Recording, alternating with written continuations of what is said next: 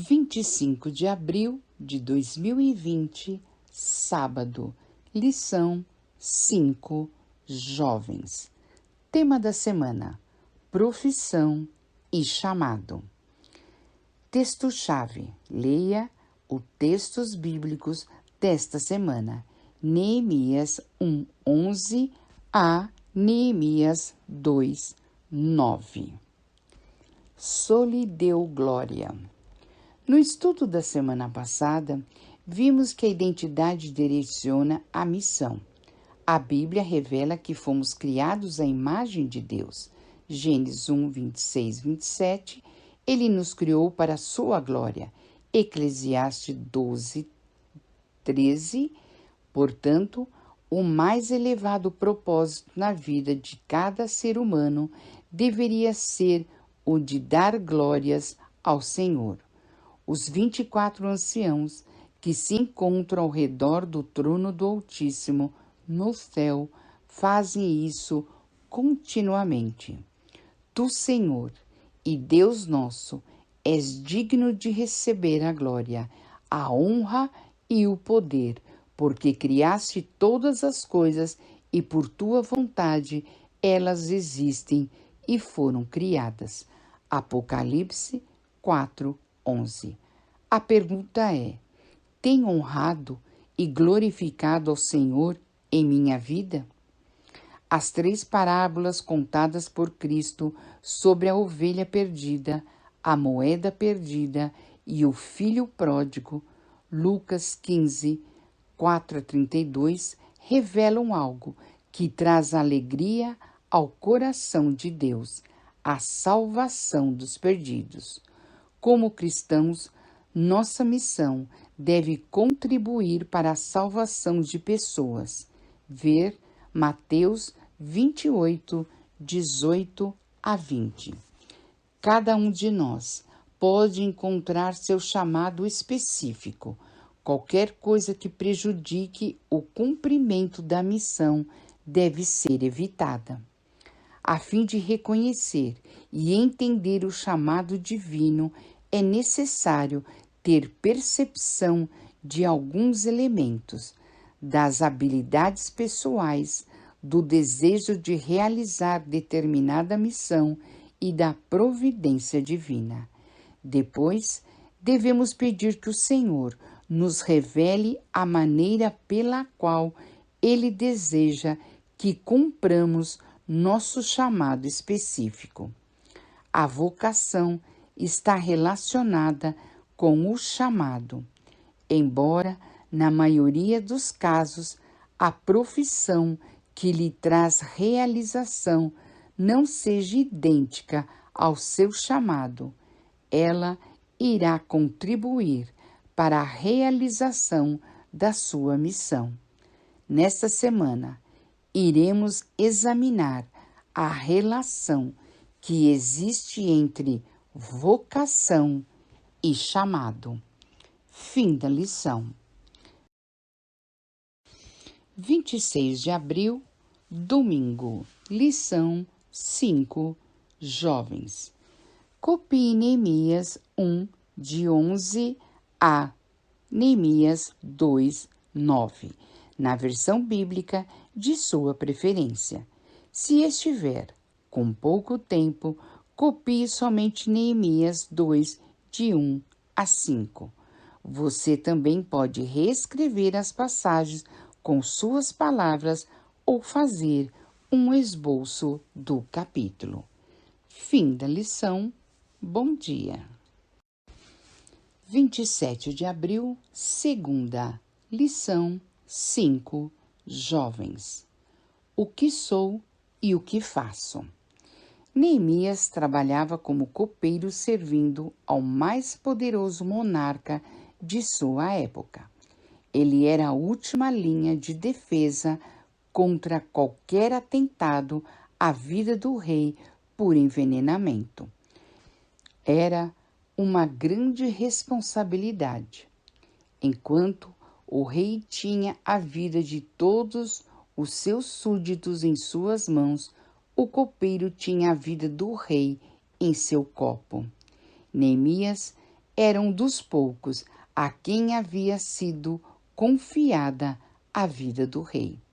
Geralmente, o copeiro era o responsável para provar o vinho ou a comida do rei, a fim de garantir que não estivessem envenenados. Se o copeiro não descobrisse alguma trama contra a vida do monarca antes que ela chegasse à panela ou ao copo, isso poderia custar a vida do copeiro. Para se assegurar de sua estabilidade no emprego, Neemias precisava monitorar a logística dos alimentos e bebidas que entravam na cozinha do palácio, supervisionar o rigoroso cumprimento das normas de preparo deles, administrar as pessoas que trabalhavam, entre outras coisas. Imagino que a função requeria que ele planejasse as necessidades logísticas, praticasse a discrição e a diplomacia e administrasse de maneira eficiente os recursos humanos. Suas habilidades foram importantes e necessárias quando Deus o chamou para realizar a missão de reconstruir os muros de Jerusalém. O caráter e as habilidades de Neemias contribuíram para seu sucesso. Sua vocação, seu chamado e sua missão não foram idênticos, mas ele foi usado pelo Senhor. É possível ficar tão preocupado ao tentar descobrir o que devemos realizar para Deus, que às vezes podemos prejudicar o plano do que o Senhor deseja fazer por meio de nós. Por isso, a atuação do Espírito Santo é imprescindível no desenvolvimento de habilidades que serão úteis em várias situações a fim de obter sucesso na realização da missão e no cumprimento do chamado divino. Fim da lição. Bom dia. 28 de abril, terça. Lição 5. Jovens. Fatores influentes na vocação. As circunstâncias que ajudam ou atrapalham no exercício da vocação para o cumprimento da missão. Se Neemias tivesse retornado a Jerusalém mais cedo, no tempo do edito de Ciro, ele não estaria na Pérsia como copeiro do rei para conseguir tudo de que precisou. Foi sua atividade e as circunstâncias que a envolviam que tornaram possível sua missão. Em certos casos, existe a possibilidade de agir para mudar as circunstâncias. Por exemplo, se em sua cidade não existe a faculdade que você gostaria de cursar, procure em outra região. Talvez você tenha que esperar um pouco mais para conseguir entrar em outro lugar, mas vai compensar. Você sente que está sendo prejudicado em seu crescimento profissional? Procure se candidatar num emprego em uma empresa diferente ou faça cursos que lhe abram novas possibilidades. A providência divina.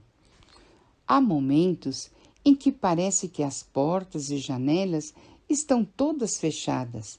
No entanto, nunca se esqueça de que o Senhor, em sua providência, talvez esteja conduzindo você em outra direção que não é a que você imaginou. Em determinado momento, você irá descobrir que a missão que você desejava realizar não era compatível com seu chamado. Paulo tinha o desejo de pregar em Roma. Entretanto, Deus o chamou e enviou antes para pregar em toda parte, menos em Roma. Somente no fim de sua vida, o apóstolo testemunhou de Cristo naquela cidade. Romanos 1, 10 a 13. Porém, enquanto ele não pôde trabalhar em Roma, a cidade que tinha o desejo de alcançar, Deus o usou em outros lugares a fim de prepará-lo melhor para tal missão. O desejo de realizar a missão. Embora já tenha sido declarado que nem sempre o desejo de realizar determinada missão coincide com o chamado que recebemos, ainda assim é prudente examinar o coração para ver se está de acordo com o plano divino. Por exemplo, uma mãe talvez sinta o desejo de levar Jesus a um grupo de crianças. Um jovem talvez sinta o desejo de influenciar outros jovens que não conhecem Jesus. Um intelectual pode sentir o desejo de levar o Evangelho ao público acadêmico. O desejo identificado no coração pode nos motivar a empreender determinada linha de trabalho. O fator decisivo para cumprir a missão será impulsionado pelos nossos dons e habilidades. Talentos. O desejo de empreender determinada linha de trabalho é motivado pelas habilidades que tenho para atender a essa necessidade. Os talentos inatos ou adquiridos podem nos colocar diante de oportunidades para as quais esses talentos são necessários. A chave é se dispor a trabalhar com seus dons e talentos, de forma que eles sejam reconhecidos pelos que estão em posição de lhe conceder as oportunidades. Em outras palavras, tome a iniciativa. Fim da lição. Bom dia. 29 de abril, quarta, lição 5, jovens. Descubra a relação das passagens abaixo com os textos bíblicos-chave da lição desta semana. Daniel 1, 19 a 21, Daniel 2, 24 a 28, 47 a 49, Daniel 5, 11 e 12 e Daniel 6, 1 a 28. 1 Coríntios 10, 31, Eclesiastes 9, 10 e 11. Quais outras passagens lhe vêm à mente em conexão com Neemias 1, 11 a 2, 9? Fim da lição. Bom dia. 30 de abril, quinta, lição 5, jovens. Rotina diária. Até os 30 anos de idade, Jesus morou e trabalhou em Nazaré. Mais tarde, quando ele voltou para pregar ali, seus habitantes não conseguiram vê-lo como alguém diferente do que ele foi quando ali residiu. Para eles, Jesus era simplesmente o filho de Maria e do carpinteiro José. Marcos 6, 1 a 3. Muito cedo, com a idade de 12 anos, o Salvador já possuía plena convicção de sua missão especial. Foi durante sua primeira visita ao templo em Jerusalém que ele deu provas disso. Lucas 2,49. No entanto, ele voltou para Nazaré com seus pais para viver em aparente insignificância. Lucas 2:51. Todas as manhãs, o menino Jesus acordava para cumprir suas tarefas. Ele comia o que as pessoas comuns comiam e não dormia numa cama especial. Quando chegou o tempo determinado, ele assumiu sua missão. Jesus, como nós, passou por todo tipo de tentação, porém sem pecado. Hebreus 4:15. As Escrituras relatam que Cristo foi diligente e disciplinado durante sua vida neste mundo.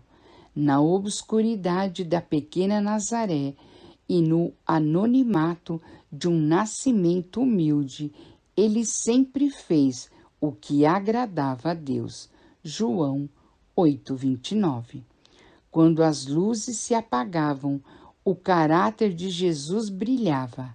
Ele não passou nenhum dia se revirando na cama porque estava com preguiça. Não foi intemperante. Seu foco foi cumprir a missão a ele designada. Durante seus 30 anos de retiro em Nazaré, Jesus trabalhou e descansou, comeu e dormiu, semana após semana e ano após ano, da mesma forma que seus humildes contemporâneos. Não chamou atenção para si mesmo como personalidade notável. No entanto, ele era o Redentor do mundo, o adorado dos anjos, fazendo o tempo todo o trabalho de seu Pai, deixando uma lição que deveria permanecer para que a humanidade seguisse o exemplo até ao fim dos tempos. Essa lição essencial de alegre ocupação nos deveres necessários da vida, embora humildes, ainda deve ser aprendida pela maior parte dos seguidores de Cristo. Mesmo que não haja um olhar humano para criticar nosso trabalho, nem voz humana para elogiá-lo ou censurá-lo, deve ser feito tão bem como se o próprio ser infinito o estivesse inspecionando pessoalmente. Ellen G. White, Orientação da Criança, página 359. Fim da lição. Bom dia. 1º de maio, sexta, lição 5, jovens. Qualquer que seja sua vocação. A todos quantos se tornam participantes de sua graça, o Senhor indica uma obra em benefício de outros. Cumpre-nos estar individualmente em nosso posto, dizendo: eis-me aqui, envia-me a mim. Isaías 6:8. É nosso dever revelar aos homens o evangelho da salvação. Toda atividade em que nos empenhemos deve ser um meio para esse fim. Ellen G. White, A Ciência do Bom Viver, página 148.